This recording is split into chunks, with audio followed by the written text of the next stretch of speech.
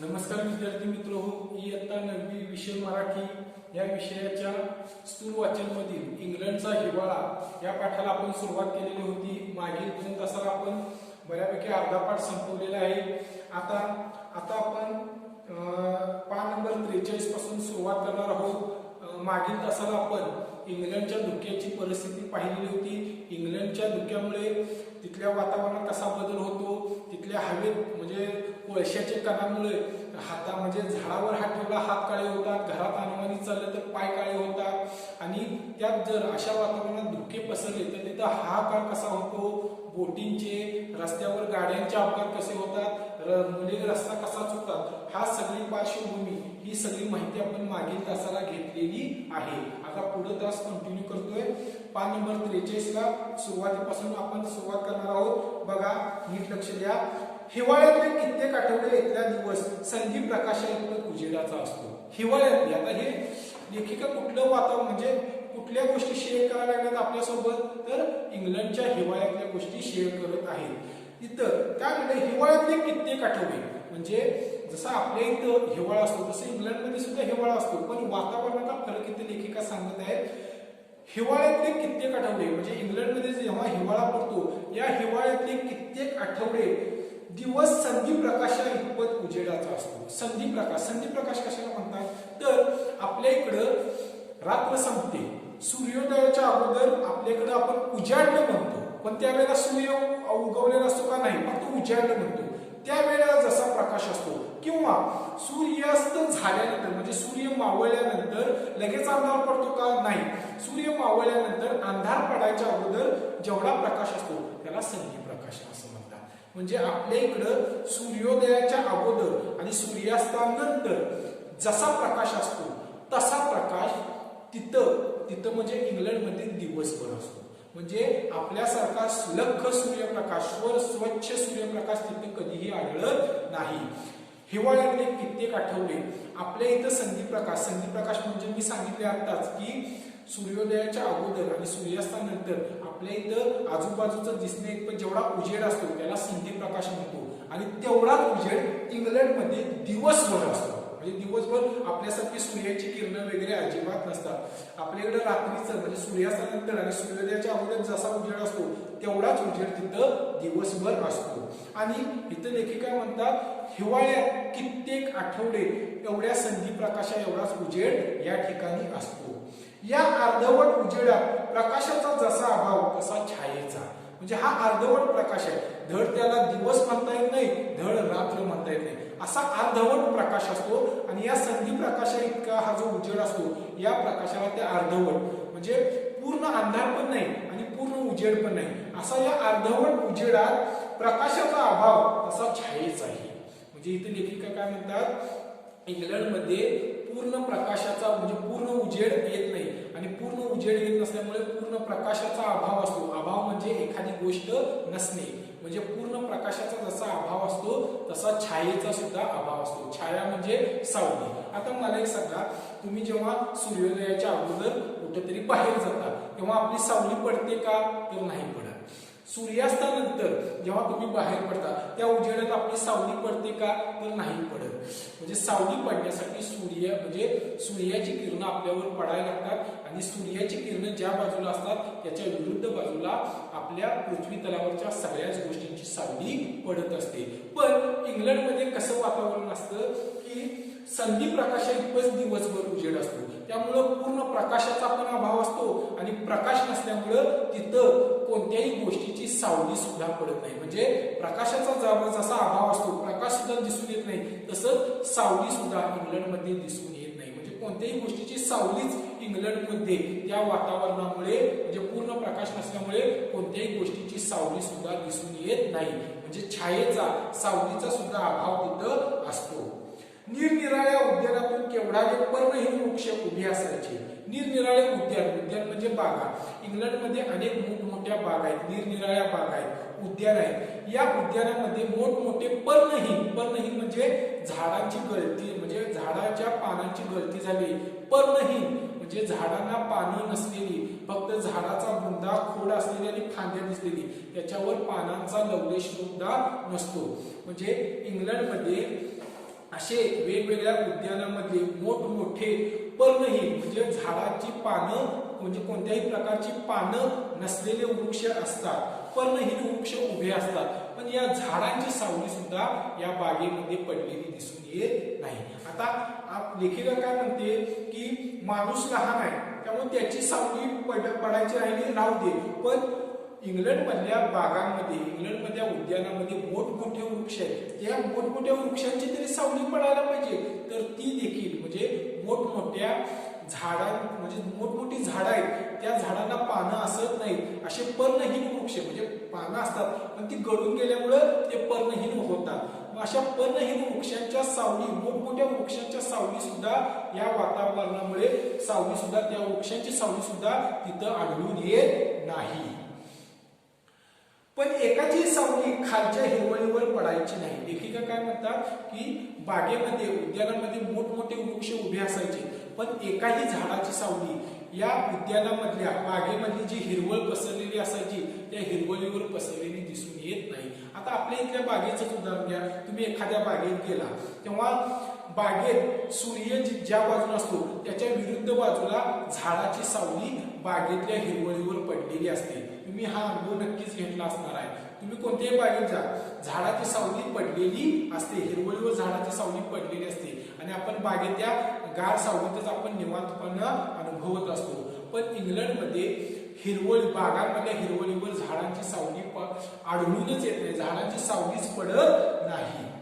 आपल्याकडे रखरखीत ऊन असते व त्याचबरोबर अगदी त्याला चिकटून सावली असते. आता इकडे आपल्याकडचं उदाहरण दिले, आपल्याकडे कसं आपण उष्ण कटिबंधात येतो त्यामुळे आपल्याकडे रखरखीत ऊन असतं आणि वस्तूच्या विरुद्ध बाजूला त्याची सावली सुद्धा पडलेली असते आणि त्याला चिकटून असते.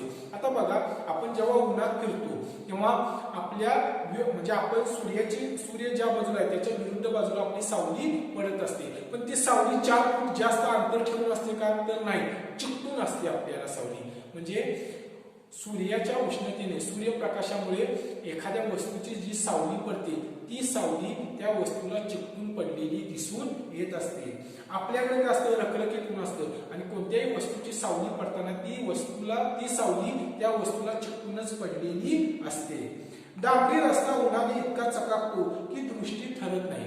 आपल्याकडे जे डांबरी रस्ते आहेत या डांबरी रस्त्यावर सूर्याची किरणं पडतात आणि या डांबरी रस्ते गुळगुळीत झालेले असतात, त्यामुळं सूर्याच्या किरणामुळं ते चकाकायला लागतात आणि इतके चकाकतात की एखाद्या रस्त्यावर दूरवर बघितलं तर आपली नजर ठरत नाही, ते रस्ते चकाकताना दिसतात आणि ते चकाकणारे रस्ते डोळ्यांना आपल्याला म्हणजे उघड्या डोळ्याने आपण ते चकाकणारे रस्ते जास्त वेळ पाहू शकत नाही. म्हणून इथं काय म्हणतात की दृष्टी ठरत नाही, म्हणजे त्या चकाकणाऱ्या रस्त्यांकडे आपण एकसारखं पाहू शकत नाही. रस्ते जणू काही चकाकायला लागलेले भास होतो तसे दिसतं आपल्याला. हे कशामुळे होतं, तर आपल्या इकडं सूर्यकिरण भरपूर प्रमाणात पडतात. आलं लक्षात, सूर्यकिरण भरपूर प्रमाणात पडत असल्यामुळं रस्ते सुद्धा आपल्याकडं चकाकतेला दिसतात, पण तो अनुभव इंग्लंडमध्ये अजिबात येत नाही. पण प्रत्येक चालणारे माणूस व धावणारे वाहन आपल्या सावलीनिशी चालत वा धावत असते. म्हणजे डांबरी रस्त्याचं उदाहरण काय दिले की आपण दूरवर डांबरी रस्ता पाहिला तर डांबरी रस्ता गुळगुळीत झाल्यामुळे सूर्याच्या किरणामुळे दूरवरचा डांबरी रस्ता सुद्धा आपल्याला चकाकताना दिसतो आणि या डांबरी रस्त्यावरून चालणारा माणूस किंवा धावणारे वाहन हे आपल्या सावलीनिशी चालत किंवा धावत असते. म्हणजे एखादा माणूस या डांबरी रस्त्यावरून चालत गेला तर तो आपली सावली सोडून चालतो का, नाही, तर तो जसं जसं चालत असतो तशी त्याची सावली सुद्धा चालत असते. किंवा एखादं वाहन एखादी गाडी जेव्हा रस्त्यावरून धावत असते तेव्हा त्या गाडीची सावली सुद्धा रस्त्यावरून धावत असते. म्हणजे आपल्या इकडचा अनुभव कसा सांगितला बघा की आपल्याकडे जेव्हा स्वच्छ सूर्यप्रकाश असतो तेव्हा रस्ते चकाकत असतात आणि रस्त्यावरून चालणारा माणूस ज्या वेगाने चालतो त्याच वेगाने त्याची सावली सुद्धा त्याच्याबरोबर चालत असते. एखादी गाडी एखादं वाहन रस्त्यावरून ज्या वेगाने धावतं त्या वाहनाची त्या गाडीची सावली सुद्धा रस्त्यावरून त्याच वेगानं धावत असते. पुढे बघा, दिव्याच्या प्रत्येक खांबाची सावली त्याच्या शेजारी लांब पसरलेली असते.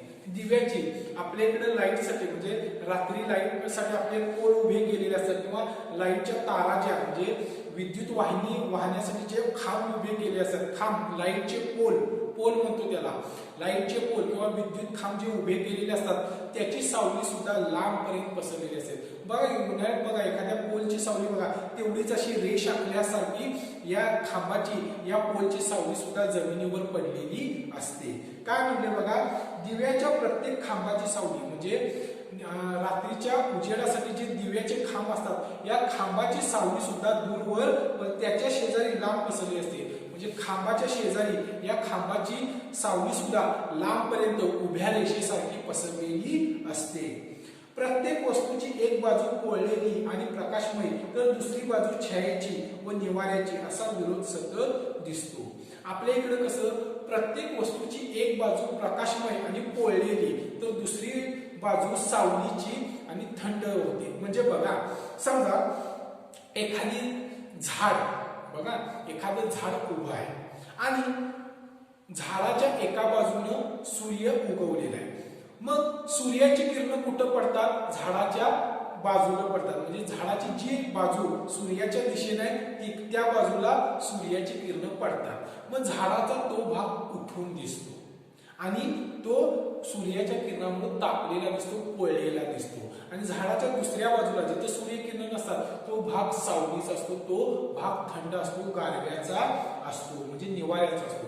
म्हणजे बघा आता समजा माझा हा हात आहे, आता सूर्याचा किरण इकडं या बाजूला पडली तर सूर्याची किरण या बाजूला पडतात ना, हा भाग गरम झालेला असतो, पोळलेला असतो आणि जास्त प्रकाश मिळतो. कारण सूर्याची किरण डायरेक्ट या बाजूला पडतात त्यामुळे इकडच्या बाजूपेक्षा हा भाग जास्त प्रकाशमय दिसतो, जास्त प्रकाशामुळे स्वच्छ उठून दिसत असतो. पण सूर्याच्या किरणामुळे हा भाग गरम झालेला असतो, पोळलेला असतो. त्याच्या विरुद्ध इकडच्या भागाला सूर्याची किरण पडतात का तर नाही पडत. त्यामुळं या भागावर सावली असते आणि या भागावर निवारा म्हणजे गारवा इथं अनुभवता येत असतो.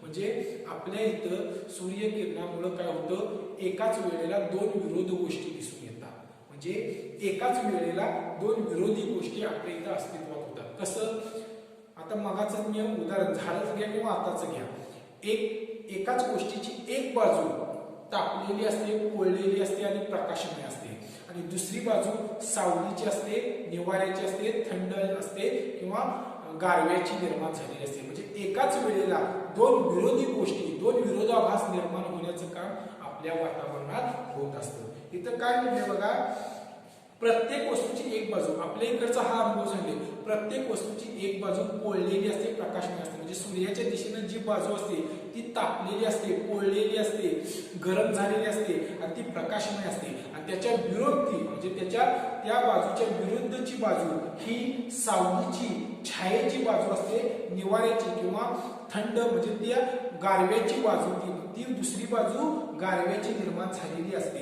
आणि असा विरोधाभास आपल्या इथं सतत दिसत असतो. आगगाडीतून प्रवास करताना बघावे, उन्हाच्या वेळी टेलिग्राफच्या तारावर बसताना पक्षी नेमकी खांबाची सावली पडलेली असेल तेथेच खांबाला चिकटून बसलेले आढळतात. इथं लेखिका आपल्या भारतातला अनुभव सांगते. आपण जेव्हा भारतात असताना आगगाडीतून म्हणजे रेल्वेतून प्रवास करतो, रेल्वेतून प्रवास करताना आपल्याला काय दिसतं की आजूबाजूला जे टेलिग्राफ म्हणजे टेलिफोनच्या वायरी असतील, टेलिग्राफ म्हणजे टेलिफोनच्या वायरी असतील किंवा इतर कोणत्याही विद्युत वाहिनी असतील किंवा टेलिफोनच्या वायरी असतील. म्हणजे आगगाडीतून आपण प्रवास करताना आपण बाहेर बघतो तेव्हा अनेक तारा म्हणजे त्या टेलिफोनच्या असतील किंवा विद्युत वाहिनी असतील, या तारांचे खांब असलेले असतात आणि या खांबाची सावली म्हणजे प्रत्येक खांब तारांनी जोडलेले असतात. मग त्या म्हणजे आपण आगगाडीतून प्रवास करताना जेव्हा बाहेर बघतो तेव्हा आपल्याला आजूबाजूला अनेक पोल खांब रोवलेले दिसतात. मग ते खांब टेलिफोनच्या वायरचे असू देत किंवा विद्युत वाहिनीचे असू देत. पण इथं लेखिका कोणता अनुभव सांगतात की आपण जेव्हा आगगाडीतून प्रवास करतो तेव्हा या खांबावर ज्या तारा लावलेल्या असतात म्हणजे जे खांब तारांनी जोडलेले असतात या तारावर पक्षी बसलेले असतात. मग ते पक्षी कोणत्या बाजूला बसतात तर खांबाची सावली ज्या बाजूला पडलेली असते त्या बाजूला बसलेली असतात. लक्षात येते का? आपण बघा समजा एखादा पोल आहे म्हणजे माझा हा हात म्हणजे पोल समजा, सूर्याची किरण इकडं पडलेली आहे, या भागात सावली असते. पक्षी मग या बाजूला बसेल का या बाजूला, तर सावलीचा भाग हा आहे, या बाजूला बसणार आहे. म्हणजे आपण जेव्हा गाडीतून म्हणजे प्रवास करताना बाहेर बघतो तेव्हा पक्षी सुद्धा या टेलिग्राफच्या असू देत किंवा टेलिफोनच्या असू देत किंवा विद्युत वाहिनीच्या तारा असू दे, या तारांवर पक्षी बसलेले असतात. पण ते पक्षी बसताना कसे, खांबाची सावली ज्या बाजूला पडलेली असते त्या बाजूला खांबाला चिकटून बसलेले असतात. आता तुम्ही मला खांबाला चिकटून बसायची काय गरज असते, तार खांबाच्या वरच्या बाजूला असते, त्यामुळे त्याची सावली सुद्धा ना काय झालेली असते, ती जवळच पडलेली असते आणि खूप लांब. खांबाची सावली लांबवर पडलेली असते पण वरच्या भागाची सावली थोडीशी पडलेली असते तारावरची. मग हे खांबाच्या सावलीच्या भागाला खांबाला चिकटून हे पक्षी बसलेले आढळतात. म्हणजे आपल्यात उन्हाच्या वेळेला प्रवास करताना काय दिसते की तारावर जे पक्षी बसलेले असतात ते खांबाची सावली ज्या बाजूला पडलेली असते त्याच बाजूला खांबाला चिकटून बसलेले पक्षी आपल्या इथं आढळून येतात. पायी चालणारी माणसे घराची सावली ज्या बाजूला पडली असेल त्या रस्त्याच्या बाजूने चालतात. आता तुम्हीच अनुभव घेतला असेल, बऱ्याच वेळा अनुभव घेतला. आपण उन्हाळ्यात हिवाळ्यात रस्त्याने जात असतो, रस्ता उन्हामुळे तापलेला असतो, मग आपण तापलेल्या रस्त्यावरून जातो का, तर नाही जात. आपण शक्यतो काय करतो की ज्या बाजूला झाडांची असू दे, घरांची सावली ज्या बाजूला असेल त्या बाजूला आपण जाण्याचा प्रयत्न करत असतो. कारण का, सावलीतून गेल्यामुळं आपल्याला चालण्याचा त्रास थोडा कमी होत असतो. मग इथं हाच अनुभव इथं लेखिकेने शेअर केलेला आहे की आपल्या भागात म्हणजे आपल्या भारतात पाया म्हणजे उन्हाळ्यात असू दे किंवा हिवाळ्यात असू दे, सूर्याची किरण जेव्हा पृथ्वीवर पसरलेली असतात तेव्हा पायी चालणारी माणसे रस्त्यावरून चालताना घरांची सावली किंवा झाडांची सावली ज्या बाजूला पडलेली असते त्याच बाजूनं पायाने ये जा म्हणजे पायी ये जा करत असतात. म्हणजे रस्त्यावर ज्या बाजूला सावली पडलेली असेल त्याच बाजूने त्या सावलीच्याच बाजूने सगळी माणसं पायानं ये जा करत असतात. झाडाखाली दाट छायेच्या काळ्या चंद्रकळेवर लख प्रकाशाचे गोल गोल कवडशे खडीसारखे चमकतात. आता इथं रात्रीचा अनुभव सांगितलाय. आता रात्री एखादा मोठा डेरेदार वृक्ष असतो, रात्री सूर्याची उजेड असतो का तर नसतो, चांदण्याचा उजेड असतो. मग या चांदण्याच्या उजेडात झाडाची सावली त्याच्या सभोवती पडलेली असते. इथं काय म्हणले, झाडाखाली दाट छायेच्या काळ्या चंद्रकळेवर काळा का म्हणले, मला सांगा झाडाखाली जी सावली पडली ती उजेडाची असते का काळी असते, तर काळी असते. तुम्ही अनुभव घेतला असेल, एखाद्या अंधाऱ्या रात्री तुम्ही शेतात गेला असेल किंवा एखाद्या बागेत गेला असेल जिथे उजेड नसेल तेव्हा जेव्हा चंद्राचा प्रकाश जेव्हा झाडाच्या वर पडतो तेव्हा झाडाच्या भोवतीनं गोलसर काळी सावली पडलेली असते. आणि लेखिका इथं काय म्हणते, काळ्या चंद्रकळेवर म्हणते. म्हणजे ही झाडाच्या खाली म्हणजे झाडाच्या भोवतीनं जी झाडाची गोलाकार सावली पडलेली असते त्याला काळा चंद्र ही उपमा दिलेली आहे. लक्षात घ्या काय म्हणजे उपमा अलंकार इथे झालेला आहे बघा. झाडाच्या भोवतीनं जी काळी सावली पडलेली असते रात्रीच्या वेळेला त्याला काळा चंद्र असं म्हटलेलं आहे. आणि या काळ्या चंद्रावर काय म्हणलेलं आहे, लख प्रकाशाचे गोल गोल कवडसे खडीसारखे चमकतात.